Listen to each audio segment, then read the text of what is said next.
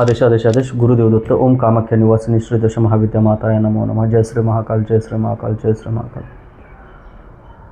श्री महाकाली तांत्रिक शक्तिपीठ हे मंदिर आपण पहिल्यांदा पण भरपूर काही व्हिडिओमध्ये बोललेलो आहे की येणाऱ्या ज्या आपल्या पिढ्या आहेत, आता पण ज्या लेकरांवरती तांत्रिक क्रियांचा प्रभाव म्हणा किंवा निगेटिव्हिटीचा प्रभाव, याच्यामध्ये श्रद्धा याचं काय, परंतु जशा पद्धतीने व्यक्ती शिकलेला असतो, जर तो डॉक्टर झालेला असेल तर तो प्रत्येक गोष्टीमध्ये त्याच्या डॉक्टरच्या म्हणजे त्याला जसं शिक्षण झालं आहे त्या पद्धतीनेच चालणार आहे. जसं इंजिनियर असेल तर तो त्याच्या पद्धतीनेच चालणार आहे. आता आपण जे तांत्रिक क्षेत्रामध्ये असल्यामुळं तप साधना आणि मंत्रविद्याच्या जे पूर्वीपासून जे आलेले आहेत त्याच्या पद्धतीने चालत आलो, आणि जेणेकरून की प्रत्येकजण नाही म्हणत, सहज आता प्रत्येकजण आपापलेच भरायचं माग लागलेलं असतं. परंतु मी हा विचार केला की जेणेकरून आपण असं कार्य करायचं की जेणेकरून येणाऱ्या पिढ्यांसाठी त्याचा उपयोग होईल.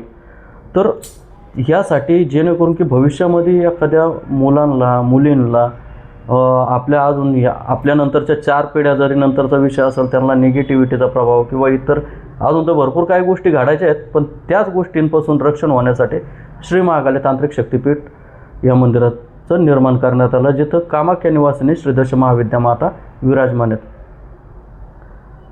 शेकडो परिवारांना आपण काही संकटांमधून बाहेर काढलं. शेकडो स्त्रियांना आणि मुलींना वशीकरणासारख्या प्रभावामधून, त्यामधून काही मुस्लिम वशीकरण होते, काही ख्रिश्चन वशीकरण होते, काही हिंदूच वशीकरण होते. अशा घाण शक्त्यांचा वापर करून ज्या मुलींवरती महिलांवरती त्या प्रयोग केलेले होते. काही महिला ह्या गोष्टींमधून वेड्या पण झालेल्या होत्या, त्यांनाही आईच्या कृपेने ते नीट झाले. ह्याच्यामधून हा दैविक चमत्काराचा भाग आहे, दैविक चमत्काराचा भाग आहे, मंत्रविद्यांचा भाग आहे.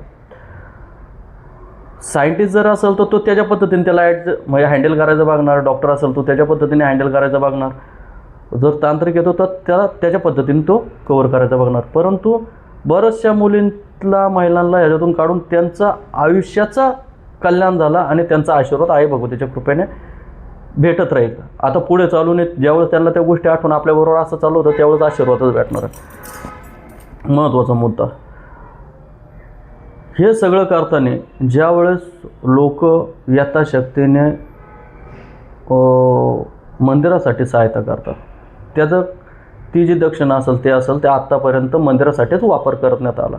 परंतु त्यामधूनच हळूहळू बरेचसे जण आहेत, त्यानंतर नावांची लिस्ट दिला, आपण त्यांची नावंही घेण्याचा प्रयत्न करू की जेणेकरून की कोणी याच्यासाठी मदत केली. परंतु मदत करताना पण आपण बऱ्याचशा गरीब मुलींना म्हणा किंवा जे शिक्षणाच्या बाबतीत शिकायचा प्रयत्न करतात, थोड्याशा जे जसं पोलीस भरती म्हणा किंवा पोलीस भरतीचा प्रयत्न करतात किंवा आर्मीसाठी हे करतात, त्यांना यथाशक्तीने पुस्तकं म्हणा किंवा इतर जे आता जास्त नाही बोलत मी, पण ते करायचा प्रयत्न केला. आणि तोही मुलींच्या विषय असं मुलांना तर काही जास्त केलं नाही, पण इथून पुढं आपण प्रयत्न पकडणार आहे. बरीचशी काही गरीब मुलं पण आहेत की जेणेकरून आई शेतामध्ये कष्ट करते आहे आणि परिस्थिती नाही, घरामध्ये आधार नाही आहे, परंतु शिकायचा प्रयत्न करतो.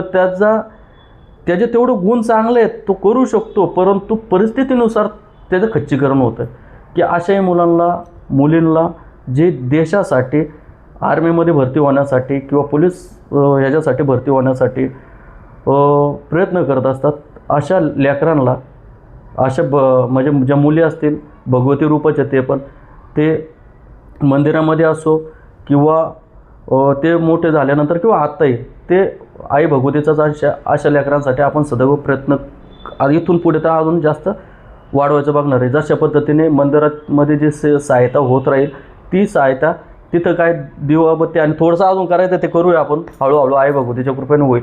पण जेवढं होईल तेवढं अशा लेकरांसाठी, जेणेकरून की जे आर्मी भरतीसाठी ट्रेनिंग करतात. आता काही जी लेकरं पाहिले घरामध्ये आई वडील शेती करून, शेती पण काहींची तर नाही, धुणे भांडे करून लेकरांना, मुलीला म्हणा मुलाला म्हणा, ते एक तो पोलीसमध्ये भरती व्हावं किंवा तो आर्मीमध्ये भरती व्हावं यासाठी पै कमवून ते पैसे द्यायचा प्रयत्न करत असते. असे बरेचसे परिवार आहेत. अशा लेकरांसाठी आपण सहायता करायचा प्रयत्न करणार, जेणेकरून की त्यांची पुस्तकं म्हणा किंवा त्यांची शूज म्हणा किंवा कपडे म्हणा किंवा इतर जेवढं होईल तशा पद्धतीने. शेवटी शिक्षण परीक्षा तर त्यांना द्यावे लागणार, सगळं त्यांचं ते करणारच, पण जेवढं होईल तेवढं आपण त्यांना करायचं मंदिराच्या साहित्याने शिक्षणासाठी, त्यांच्या शिक्षणासाठी करायचा प्रयत्न करणार आहे. आणि आई भगवतीच्या कृपेने आईचा तर आशीर्वाद आहेच आणि हे कार्य जसं होईल तशा पद्धतीने आपण पूर्ण करायचा प्रयत्न करतच राहणार आहे. आतापर्यंत ज्यांना मदत केली त्यांचंही कधी हे नाही केलं, कारण की आपल्या लोकांना दाखवायचं नाही की बाबा मी याला मदत केली, काढला फोटो टाकला ह्याच्यावरती, तो त्याच्या जीवनामध्ये टोचत राहणार मोठा जरी झाला तरी. कधी कधी काही जे असतं दिखावा नाहीत, दान करता येतं तर गुप्त पद्धतीनेच करा तुम्ही कशाही पद्धतीने, पण आपण इथून पुढे अशा लेकरांना पुढं चालून मदत करायचा प्रयत्नच करणार, आतापर्यंत केला आणि पुढं पण करणारच आहे. कारण की मंदिर हे लोककल्याणासाठी, हे त्यामध्ये शक्ती तर आहे, ते बंधनं तर आहे, जे निगेटिव्हिटीपासून तर मुक्ती आहे, परंतु इथून पुढं आपण ते मुलींच्या जे गरीब लेकरं आहेत ज्यांना पुस्तकं भेटत नाही, उच्च म्हणजे पोलीस भरतीसाठी, आर्मी भरतीसाठी प्रयत्न करता येते, परंतु त्यांना पुस्तकं भेटत नाही, अडचणी भरपूर काही येतात, तशा पद्धतीने आपण प्रयत्न करायचा बघणार आहे. आई भगवतीच्या कृपेने, आईच्या आशीर्वादाने जे हाती घेतलेलं कार्य आहे ते होतच राहील. आणि बरेचसे काही इच्छा आहेत ते की जेणेकरून जशा पद्धतीने होते तशा पद्धतीने आपण प्रयत्न करतो, लोकांच्या वेगवेगळ्या पद्धतीने सहकार्य करायचं, अजूनही करतच राहणार. आणि अजून काही रूम वगैरे बांधायचे, ते पण बांधून झाल्यानंतर तर अजून बघूया आई भगवतीच्या कृपेने कसं होतं काय होतं.